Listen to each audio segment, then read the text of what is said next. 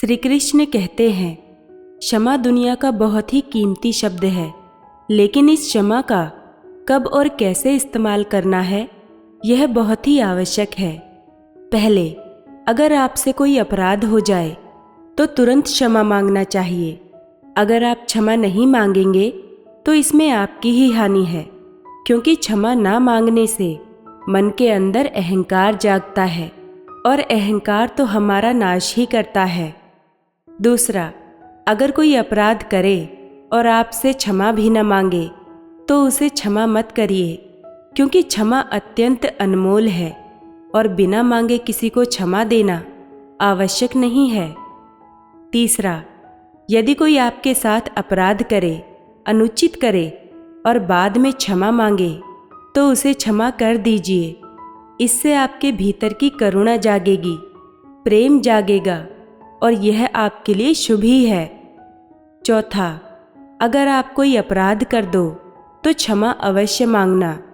इससे आपका ही लाभ होगा, क्योंकि सामने वाला व्यक्ति आपको क्षमा करे या ना करे, आपके अंदर का अहंकार गिरता है और आपका मन अधिक निर्मल हो जाता है। श्री कृष्ण कहते हैं, जिसके साथ बात करने से ही खुशी दोगुनी और दुख आधा हो जाए, वही अपना है, बाकी तो बस दुनिया ही है। दुनिया के 4 स्थान जो कभी भरते ही नहीं हैं: समुद्र, इच्छा का घड़ा, शमशान और मनुष्य का मन। कभी भी किसी रिश्ते का गलत इस्तेमाल मत करना, क्योंकि रिश्ते तो बहुत मिल जाएंगे, पर जिंदगी में अच्छे लोग बार बार नहीं आएंगे। यदि हमारी नीयत अच्छी और मकसद सही है तो किसी न किसी रूप में ऊपर वाला भी हमारी मदद करता है। जब हम प्रार्थना करते हैं तो ईश्वर हमारे कहने से ज़्यादा सुनता है। जितना हम पूछते हैं उससे ज़्यादा जवाब देता है। जितना हम कल्पना करते हैं उससे ज़्यादा अपने समय में और अपने तरीके से देता है। समय का चक्र बहुत तेज चलता है, इसलिए ना तो अपने बल का अहंकार करें और ना ही अपने धन का। जीवन में वाणी को संयम में रखना अनिवार्य है, क्योंकि वाणी से दिए हुए घाव कभी भरे नहीं जा सकते। जीवन में कभी मौका मिले तो किसी के लिए सारथी बनना, स्वार्थी नहीं। जैसे पानी को अगर दूध में मिलाया जाए तो वह दूध की तरह हो जाता है, और यदि वही पानी अगर कीचड़ में मिलाया जाए तो कीचड़ बन जाएगा। ठीक ऐसे ही मनुष्य के जीवन में भी होता है। यदि एक गुणहीन व्यक्ति गुणवानों की संगत में बैठे तो उसे भी गुणवान समझा जाता है और सम्मान का पात्र समझा जाता है, और यदि एक गुणवान व्यक्ति गुणहीनों के संगत में बैठता है तो उसे तिरस्कार मिलता है।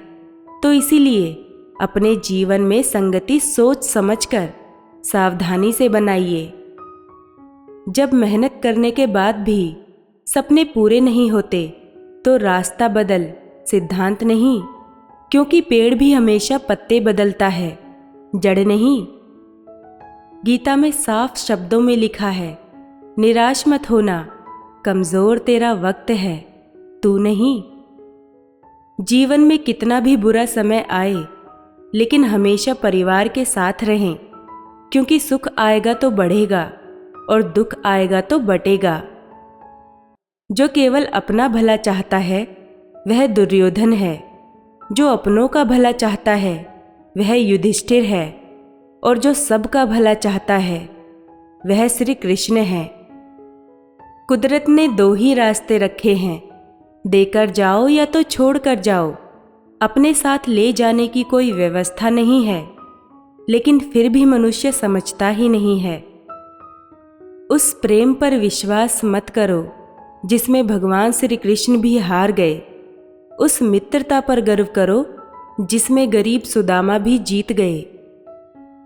जीवन में समय चाहे जैसा भी हो, अपनों का साथ आवश्यक होता है। सुख हो तो बढ़ जाता है, दुख हो तो बट जाता है। अपनों के साथ समय कब बीत जाता है पता भी नहीं चलता। किंतु सोचिए, यदि आपको किसी ऐसे स्थान पर छोड़ दिया जाए जहां आपका कोई संबंधी ना हो, आपका कोई अपना ना हो, कोई मित्र ना हो, तो क्या होगा? एक एक क्षण कितना लंबा लगने लगेगा। तब तक लगेगा जब तक आप किसी को अपना नहीं बना लेते। कृष्ण कहते हैं, प्रश्न यह उठता है कि आपका अपना कौन है? वो संबंधी जिनके साथ आप रक्त से जुड़े हैं, या वो मित्र जिनके साथ आप बालपन से पले बड़े हैं, या वह सहकर्मी जिनके साथ आप काम करते हैं? नहीं, अपना वह है जो विपत्ति में काम आए। अपनों की परख समय की कसौटी पर परखी जाती है। स्मरण रखिएगा, अपनों के साथ समय का पता नहीं चलता, किंतु समय के साथ अपनों का पता अवश्य चल जाता है। उलझा हुआ इंसान वह है जो अपने जीवन के निर्णय स्वयं और उन निर्णयों के परिणामों के लिए किसी दूसरे को दोष नहीं देता। जिस तरह से प्रकाश की ज्योति अंधेरे में चमकती है, ठीक उसी तरह से ज्ञान की ज्योति भी चमकती है। इसलिए मनुष्य को हमेशा सत्य की राह पर ही चलना चाहिए। बिना कुंडली मिलाए आजीवन चलने वाला एक अद्भुत संबंध केवल मित्रता है। श्री कृष्ण कहते हैं, इस धरती के हर मनुष्य को अपने कर्म के फल की चिंता किए बिना, उसके परिणामों की चिंता न करते हुए, बिना किसी लोभ लालच के निष्पक्ष होकर और निस्वार्थ भाव से अपने कर्तव्यों का पालन करते ही रहना चाहिए। जिस तरह से हम पुराने वस्त्रों को त्याग कर नए वस्त्रों को पहनना शुरू कर देते हैं और पुराने वस्त्रों के बारे में सोचते तक नहीं हैं, ठीक उसी प्रकार से आत्मा के लिए हमारा शरीर भी कभी एक पुराने वस्त्र की तरह ही हो जाएगा और हमारे शरीर को त्याग कर वह किसी दूसरे शरीर में चला जाएगा, जैसे वह किसी नए वस्त्र को धारण करने के लिए चला गया हो। विश्वास के साथ प्रार्थना करो, भगवान आपको सब कुछ देंगे जो भी आपने दिल से मांगा है। मनुष्य का जीवन केवल उसके कर्म पर चलता है। जैसे कर्म होते हैं वैसा ही उसका जीवन होता है।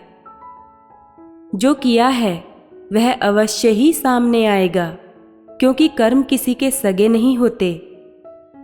जिंदगी जीना बहुत हसीन है, कभी हंसाती है तो कभी रुलाती है, लेकिन जो जिंदगी की भीड़ में खुश रहता है, जिंदगी उसी के आगे सर झुकाती है। खोकर पाने का मजा ही कुछ और है, रोकर हंसने का मजा ही कुछ और है, और हारना तो जिंदगी का हिस्सा होता है, लेकिन हारने के बाद जीतने का मजा ही कुछ और होता है। अच्छा बनने के लिए किसी की नकल करने की जरूरत नहीं है। खुद इतना अच्छा बनो कि लोग आपकी नकल करने लगें। जिंदगी एक बार मिलती है, यह गलत है, बल्कि मौत सिर्फ एक बार मिलती है। जिंदगी तो हर रोज मिलती है। जिस दिन आप अपनी हंसी के मालिक खुद बन जाओगे, तब आपको कोई भी रुला नहीं सकता।